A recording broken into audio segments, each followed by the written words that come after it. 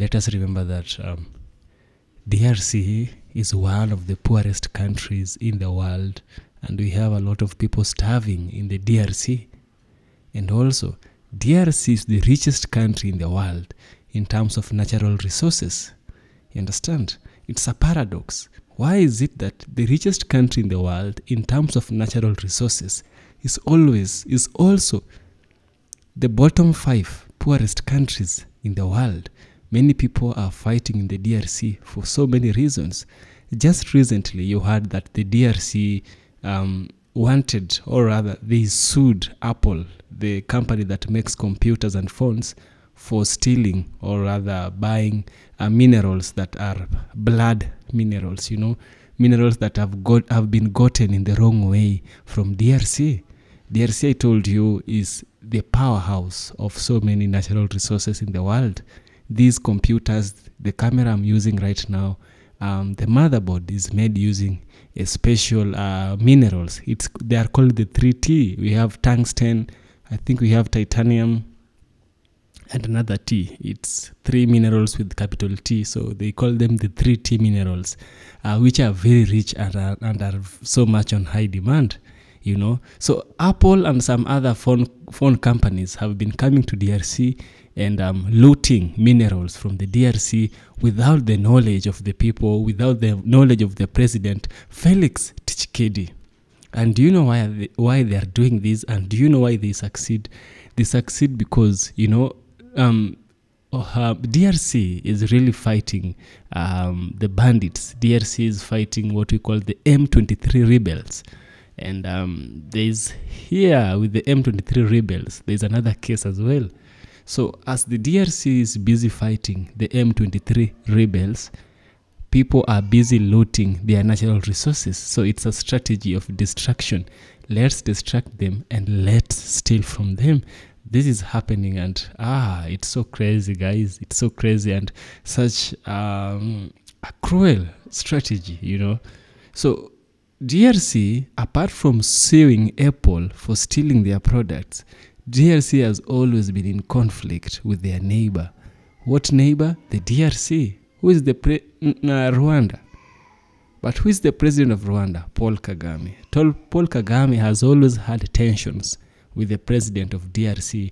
The president of DRC, the United States, the United Nations, and some other Western government are accusing Rwanda of supporting the M23 rebel in destabilizing Rwanda, in destabilizing DRC, forgive me. Why is it that rebels are moving from Rwanda and attacking DRC? Is it not because of the natural resources DRC has? I think somebody is really benefiting from the chaos. As I told you before, DRC is the country which is richest in terms of natural resources, and the same DRC is the poorest. It is poor because of a strategy. It is rich because it is rich. It was built rich, Now, Felix Tshisekedi gave a powerful warning to DRC, to Rwanda President Paul Kagame. He told him that if you continue doing what you're doing, we're gonna fight. I'm gonna fight you, Paul Kagame, if you continue destabilizing my country. Because right now, if I show you the images of DRC, I really don't want to show you those images in this channel, but they are so not good. A lot of people have fled DRC. Actually, we have 82,000 Congolese living in Rwanda as a result of the chaos. But why would Paul Kagame do such a thing to his neighbors? That is what we are going to find out in a beautiful interview where Paul Kagame was cornered by a South African broadcasting company or corporation, SABC. In this powerful interview, we are going to learn why Paul Kagame, what does he has to say about these accusations that he is trying to destabilize his neighbors? What is it for him? Now, without further ado, let's dive in and let's get to listen to what Paul Kagame has to say. Of the DRC, particularly during his campaign, where he even indicated that he's willing to fight Rwanda You are being accused of supporting the M23 rebels. And this has led to people saying this is causing instability in another country. What is your reaction to the critics who are saying you are behind M23 rebels? Yeah, I can also contextualize that for you and tell you what the problem is. Well, in fact, the president of DRC did not just say he's willing to fight Rwanda. No, he actually said he's going to fight Rwanda, and his aim is even to bring regime change. And by the way, started inviting these critics we talked about earlier, whichever way. Even they went to Kinshasa, they have met, the whole thing was for him, he's trying to organize them, fund them, and support them to remove the government of Rwanda. That's one. So it is, and it is him, sir, he himself is out in the open saying it, even on camera. It's not a rumor, it's not anything. He has said it repeatedly and to everybody, for everybody to hear. One,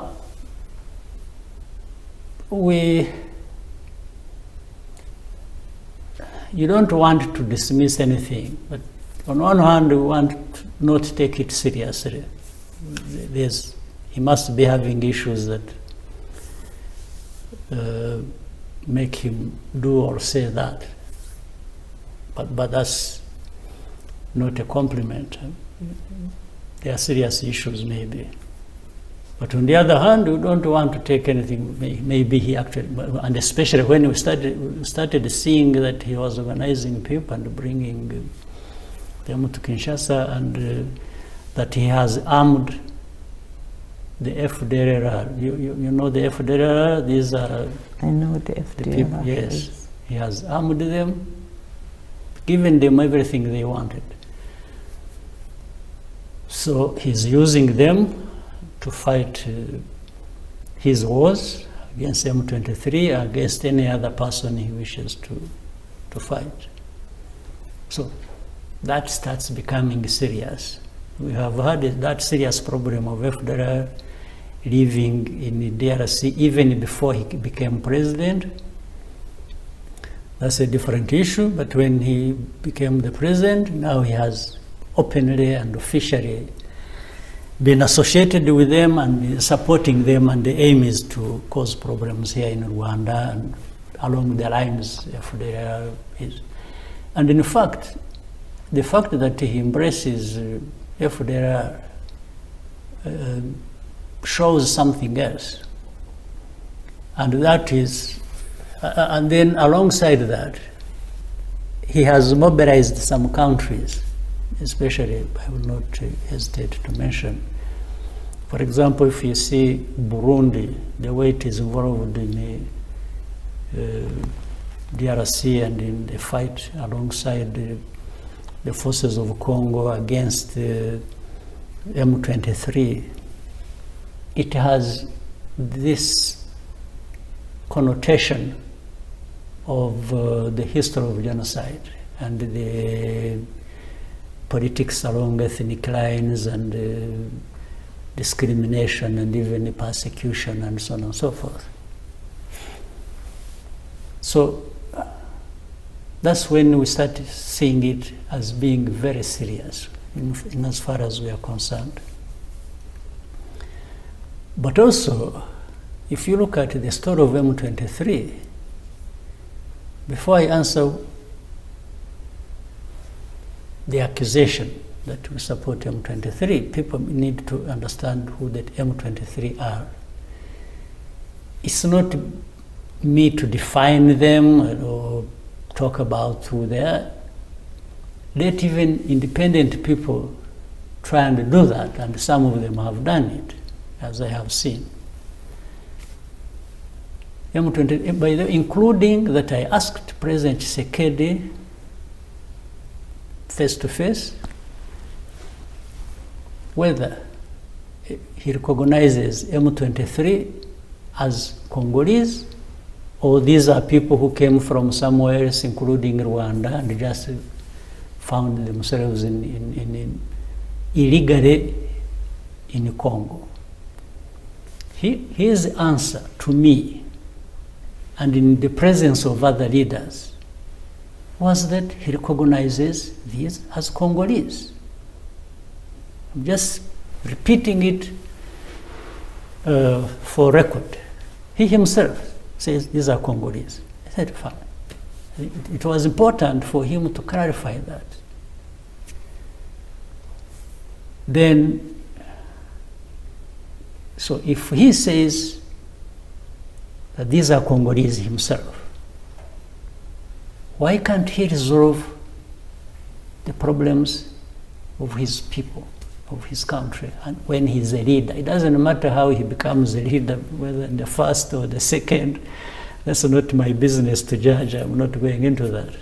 But there are questions that maybe the world can also pay attention to. So if I had problems here with my people, a section of people, whichever demands they are making, why would I not find a way of resolving that? We started by talking about it, whether genocide could have been prevented, whether there was a way. So why wouldn't Tshisekedi find it in himself? Even after accidentally becoming the leader of his country and later on forcing himself to be there, why can't he find it in himself to address the problems of his people? The M23 we are talking about is not just 1,000, 2,000 or 3,000 or whatever number with the arms fighting. We have 100,000 people here who are in their category and their family members and so on, who have been uprooted from Eastern Congo and are staying here in Rwanda in the camp in the camps, refugee camps, for the last 23 years. This is where leadership comes from. Yes. Can't the two leaders, the president of Rwanda and the president of the DRC, find a permanent solution so that these two nations can live side by side, and yes, we can. You can push for the development of this beautiful region? That is a very, it's a simple logic. What you are saying is a simple logic. Until you start asking yourself that question. Now, so for the case of Rwanda, for example, what would anyone ask me to do for that problem to be addressed? Are you willing to engage in talks? We've been doing that. In fact, when I asked him this question, we were already in Nairobi, we were in Kenya, having this discussion with the leaders. So we've been going back and forth. Recently, I was in Angola, in Rwanda. Yes. Over the same thing. Because there are processes in Nairobi, there is a process in Luanda. I've been to these places like, I don't know, a dozen times, over the same issue. But if you have, like you asked me, can we sit? Yes, we can sit and talk about what. But if you have also either you have listened to me or you have listened to President Tshisekedi. But if you find somebody who admitted in the meeting that yes, these are Congolese, how then, at the end of the day, also start saying, I will not talk to these people, I will not do this, I will not do that. I mean, what? And for me, I'm even using things that are said in the open by the person himself. I'm not creating any story for him. Or, according to him, he thinks M23 is not a problem, that it is Rwanda. And then we ask, okay, tell me, how is the problem, does the problem become Rwanda? And if so, what are you asking Rwanda to do? Instead, Rwanda actually has a lot to ask. We're asking you, first of all, why do we have these 100,000 people here as refugees? Second, why are you having the M23, but the M23 didn't come the other day. I think the war started the fighting started in 2022. But that's not the first time. This problem was there 2012, if you remember. The problem of M23 was born around 2012 because of the same history. This persecution, this. And we even went into facts of history. We said, how did these people who are attributed to being Rwandans come to be in Congo? Is it Rwanda that took them there? These areas of Eastern Congo, Masisi, around Ruchuru, wherever, they have been, these people, they have their ancestral homes there. These are people, they were not, if you were to blame anybody, maybe you would blame colonialists. They're the ones more responsible for that. During those years, we were ourselves becoming refugees. Some of those things were already established, and they only turned into problems much later. So Rwanda is just being talked about for the sake of, again, hiding behind this. If you have a leader of a country who refuses to address his own problems and blames people of other countries for being responsible for those problems, then you know the leader has issues to deal with about himself. So I want to repeat it. M23 was not created by Rwanda. It's a bigger issue for Congo than for Rwanda. They are associated with 100,000. By the way, there are more than that in Uganda. In the neighboring Uganda, there are more people there as refugees from Congo. So if you have a leader in Congo who doesn't want to address his problems but thinks other people should come to resolve his problems, and that's why, by the way, he creates M23, has problems, then he goes around the countries asking them to come, and he keeps saying he's not going to talk to M23, he's going to fight M23, and then he goes to countries to ask them to come and do the fighting for him. I mean, it's ridiculous. You know, in Nairobi, that's why East Africa decided they should go in, they should help DRC, and we all agreed that that should happen, to support DRC, to bring peace, and so on and so forth. But to bring peace in DRC was not to fight, and except those, I will come to explain that, there are those who should be fought. But instead, they are not the ones being fought. The ones being fought are the ones actually who have a problem that needs to be addressed.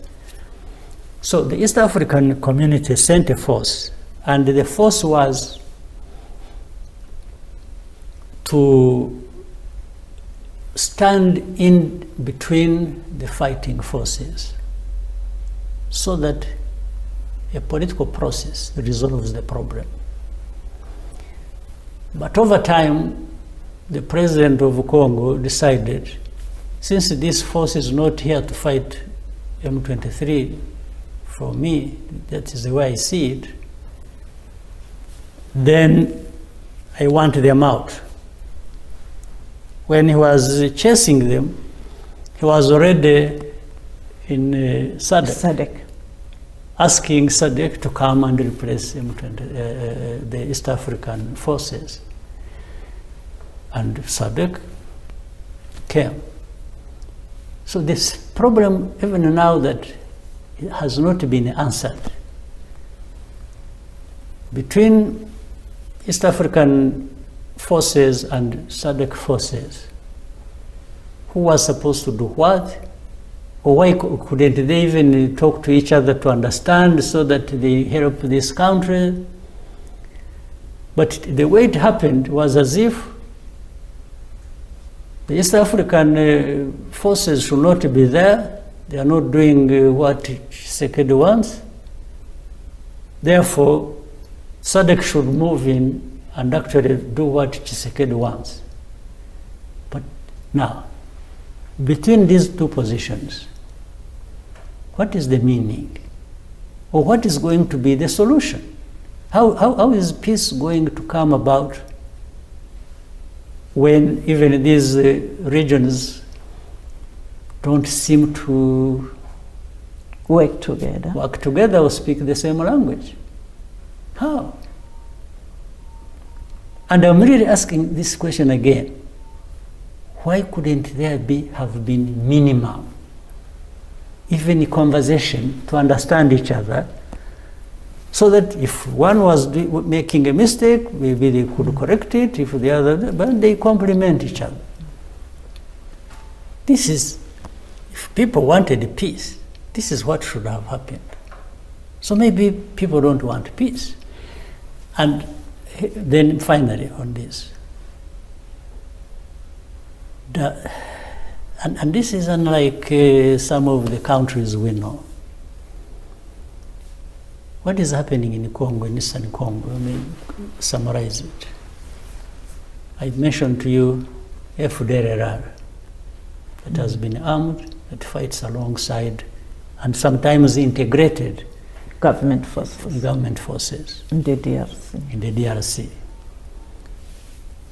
That is one. Two, and by the way, before I leave that, the forces of DRC, the FDLR, are being used by government to persecute a section of the population in Eastern Congo. That's why you have these refugees I was talking about. That's why you have M23, which started, even that 2012, that's how it started. So it was never addressed for it to come back 10 years after. Now, does any of these forces, whether East African or from SADC, want to be on the side? Now, after carefully listening to this video, I can clearly tell you that the problem we have in Africa is tribalism. The problems we have in Africa is political unrest, you know. Many times we've known that African countries, whenever they have a civil war, like the one which took place in Rwanda around 1994, it was a civil war that was based on tribal conflict, you know.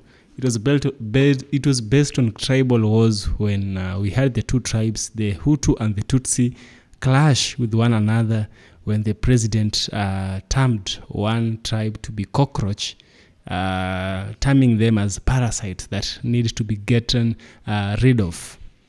Now, the same conflicts we are having today, you know, because Felix Tshisekedi, his name is quite hard, Felix, the president of DRC, they have tried to have conflict resolution with the Rwandan president. You know, they came to Nairobi, as the Rwandan president has said. They even went to Angola, Rwanda, to have some peace talks. But it seems these peace talks are not giving results, you understand? Now, Felix Tshisekedi is accusing Rwanda. But the Rwandan president is coming ahead and is asking him, okay, Felix, you're saying that I'm the one causing problems in your country. Now, these rebels, where do they come from? That is the question Paul Kagame is asking. And then Felix Tshisekedi says, okay, they come from my country. How about that? Now, Kagame tries and puts it in a way that if they come from your country, why then am I involved? That is your problem, and I think you should deal with your own problem. Which is true, you should deal with your own problem. But what if you, as the neighbor, you are funding the problem? You know, sometimes they say that white supremacists or those colonizers back then, they used to come and cause trouble for Africans. After coming here and causing troubles for Africans, they'll find a solution to that problem they caused and call themselves the Messiah. And this is how they earned the nickname Messiah Complex. You understand? The same thing is happening. Felix Tshisekedi, I don't think he's wrong in accusing DRC, because in accusing Rwanda, I think many people have come up front. People have been blaming Paul Kagame for so many reasons or about so many bad things happening in that country. We've had 95% of votes. That is abnormal.